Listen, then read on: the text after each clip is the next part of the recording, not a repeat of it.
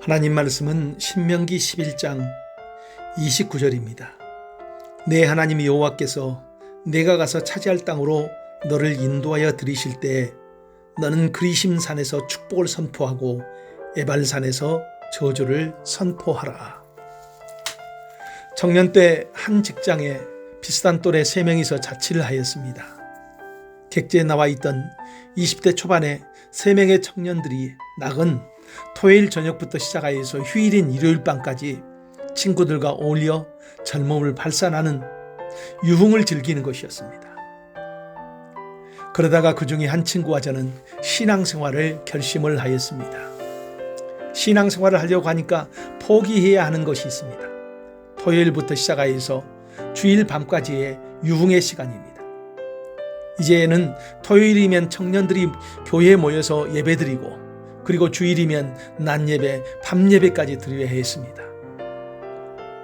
흙탕물같이 뒤엉키고 그래서 무엇을 해도 자유롭고 자극적인 세상의 문화 속에 살던 사람이 바닥까지 훤히 드러나 보이는 시냇물 같은 교회의 문화는 신선하기도 하였지만은 적응하기가 쉽지도 않았습니다.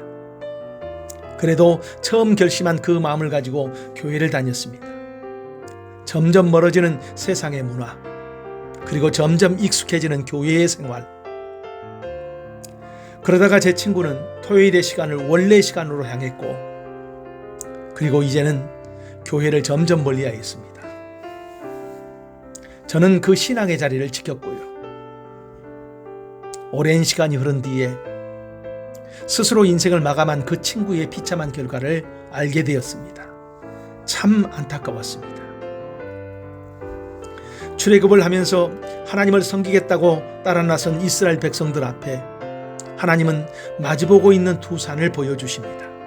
바로 그리심산과 에발산입니다.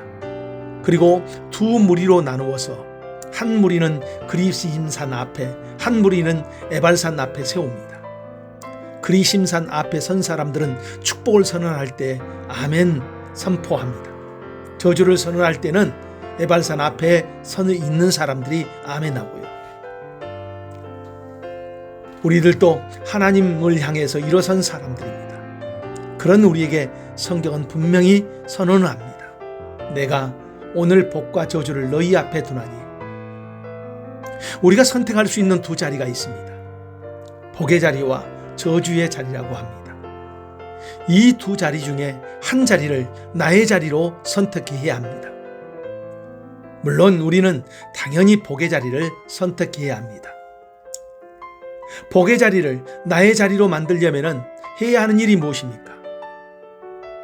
내가 서 있는 장소를 복이 있는 곳으로 선택하라는 것입니다.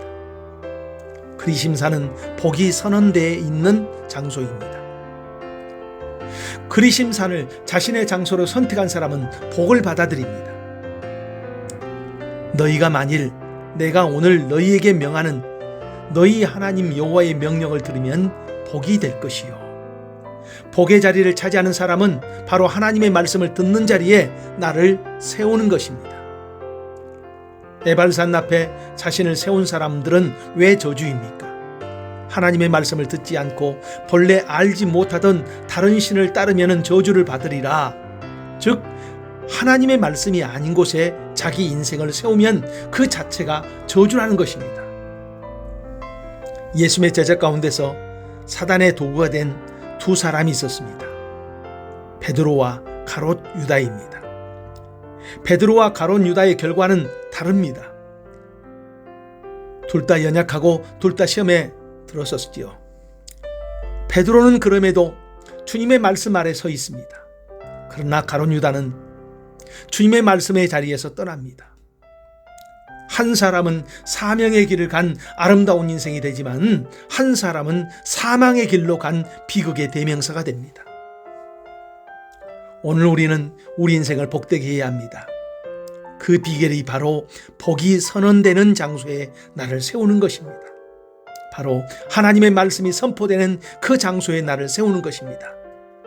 물론 우리는 아직도 부족하고 아직도 연약합니다. 그러나 말씀 아래 나를 세우면 그 말씀이 나의 인생을 세워가기 시작합니다. 사도행전 20장 32절에는 이렇게 말씀합니다.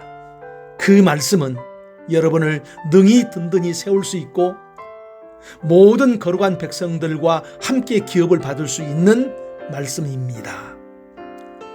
말씀이 선포되는 그 장소에 자신을 날마다 세울 수 있는 복된 인생이 되기를 축복합니다. 기도합니다. 하나님, 나의 자리를 하나님의 말씀이 선포되는 곳에 세우게 하여 주옵소서. 그래서 내 인생이 하나님의 복을 받고 사는 그런 인생으로 세워지게 하옵소서.